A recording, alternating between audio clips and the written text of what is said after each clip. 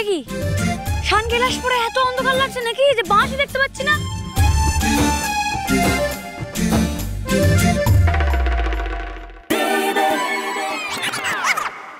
না তাই তো, মাঠ তো ফাঁকা, তারপরে সত্যি সত্যি বাঁশ পড়েনি। এই ডেকোরেটর বেটাকে বুলাও, কেউ বুলাও। ওই তো এখানে, এইটা ধরুন। আরে ধুর বাবু, আপনি বুঝতে পারছেন? আরে হয়েছে হয়েছে, আসুন ওইদিকে আসুন। আসুন আসুন আসুন। অবঠান, আমি এতক্ষণ কথা বলছিলাম ওনার সাথে। এই ডেকোরেটর দাদা বলছে যে বাঁশ ফেলবে না মাঠে। কেন ফেলবে না কেন? প্রধান মশাইয়ের বারণ আছে, এখানে কিছু করতে গেলে প্রধান মশাইয়ের অনুমতি নিতে হয়। এই সরস্বতী পুজোর জন্য অনুমতি চেয়ে উনি একটা চিঠি চেয়েছেন। দেখুন বৌঠান, মানে এটা তো আপনাদের ঘরের ব্যাপার, তো আমি বলি কি, মানে আপনারাই যদি কথাবার্তা বলে এটা সমাধান করেন তাহলে আমার মতো গরিব মানুষ বাঁচে আর কি। আমি বুঝতে পারছি না যে এই মাঠে পুজো করার জন্য কবে থেকে অনুমতি নিতে হচ্ছে। আমরাও তো আগে কখনো শুনিনি। কি হবে এখন বৌঠান?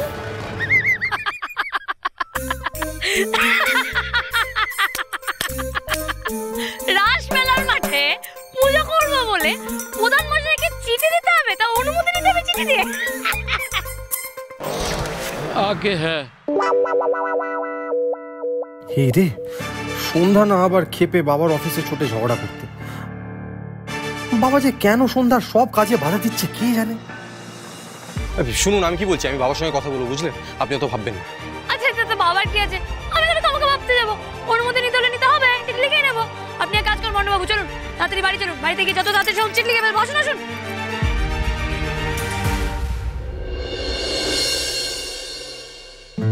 মাঠান কোথায়? আপনি শিগগিরই আসুন। এই তো মাঠান। কি হলো? কি হয়েছে? কি হয়েছে সন্ধ্যা? এরকম চিৎকার করছো কেন? তোমার কোনো বিপদ হলো নাকি? হ্যাঁ তাও বলতে পারেন, বিপদ তো একটা হয়েছে, আর সেটা আমার জন্যই হয়েছে। কিসের বিপদ? আসলে কি বলুন তো মাঠান,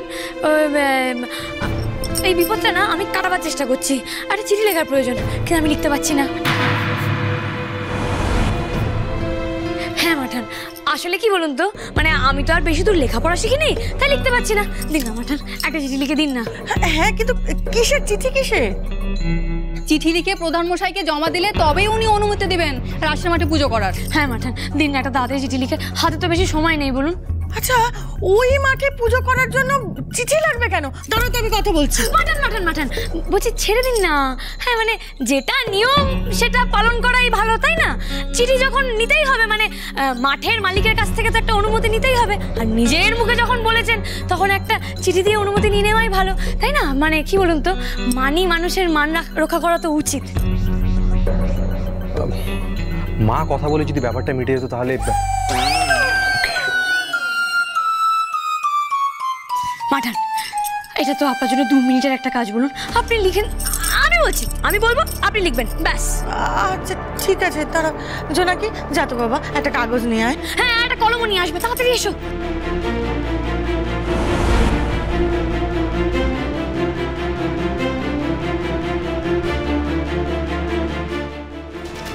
দেখেছো পিসি কেমন প্যাঁচ কষেছি? আমার কাছে অনুমতি ওকে চাইতেই হবে, মানে আমার কাছে মাথা নিচু করতেই হবে।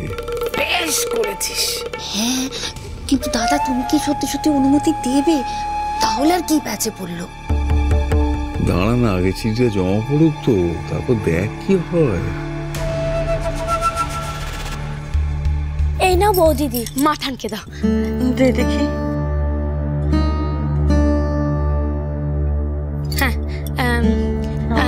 হ্যাঁ শুরু করুন। শ্রী চরণেশু দিয়ে। এই শ্রীচরণেশুটা কাকে বলছে?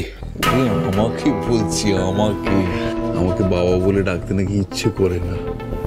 এখন এমন প্যাচে ফেলেছি যে বাবার মতো সম্মান দিতে বাধ্য।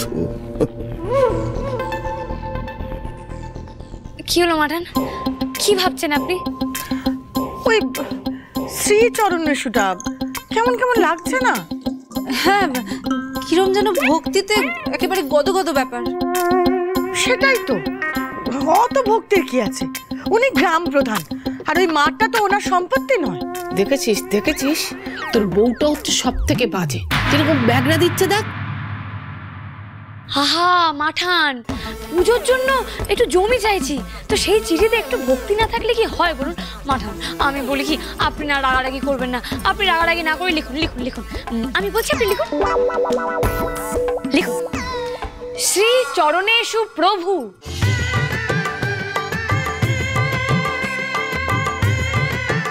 আপনার মাঠের এক কোণায় আমরা মা সরস্বতীর আরাধনা করতে চাই। আপনি জমির মালিক, আপনার কাছে আমরা সকলে করজোড়ে ওই জমিটুকু চাইছি। আপনি অনুমতি ও আশীর্বাদ দিন। আশীর্বাদ? একদম একদম দাদার যাতে মান থাকে তেমনই চিঠি হচ্ছে গো, কোনো ভুল হচ্ছে না।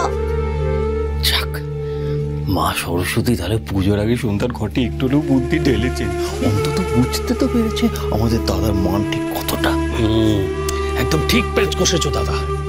তবে ও দাদা, আর একটা কাজ করতে বলবো, করবে? বল। শোনো দাদা, অফিসে কোনো চিঠি জমা পড়লে যেমন জমা নিয়ে নেয়, তুমি না তেমন করে সন্ধ্যার হাত থেকে ও চিঠি জমা নেবে না। তুমি ওকে বলবে সব্বার সামনে, গ্রামের সব্বার সামনে জোরে জোরে ওই চিঠিটা পড়ে শোনাতে। তাহলেই তো সকলে বুঝবে না যে ও আসলে তোমার পায়ের তলায়।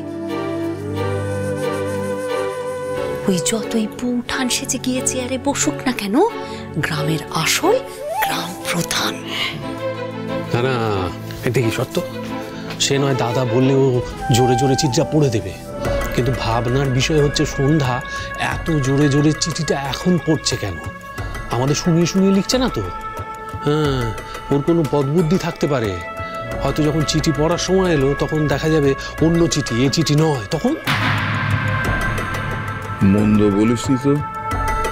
হ্যাঁ, এরকম একটা সম্ভাবনাও থাকতে পারে। সন্ধ্যা যা জিনিস। এই না, এইবার তুমি নিজের নাম সই করো এখানে। এই পুজোর তো তুমি প্রধান উদ্যোক্তা।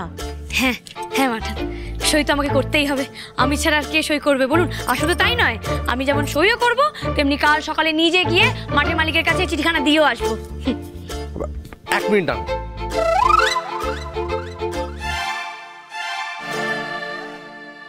বেশ হয়ে যাচ্ছিল সইটা, নীলটা আবার বাধা দিল কেন কে জানে? কি চলো,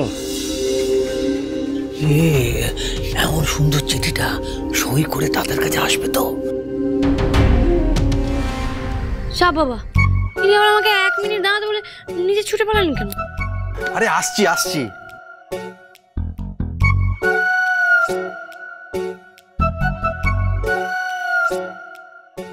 এই নিন।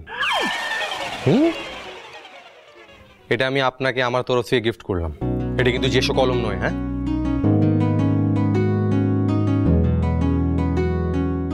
এটা আমার সবচেয়ে প্রিয় কলম।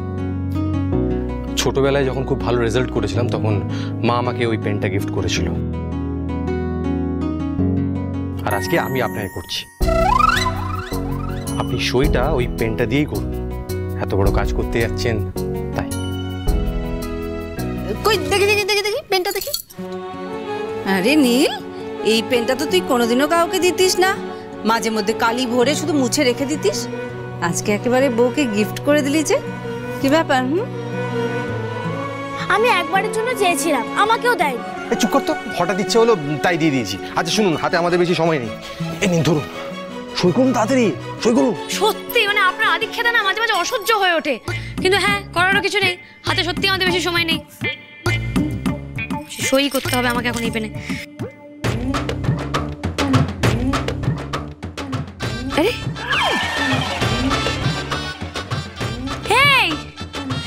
এই আপনি আমাকে এটা কি পেন দিলেন বলুন তো? এতে তো কোনো কালি পড়ছে না, মানে আপনি চান না যে আমি চিঠিতে সইটা করি, তাই জন্য এই পেনটা আমাকে এনে দিলেন।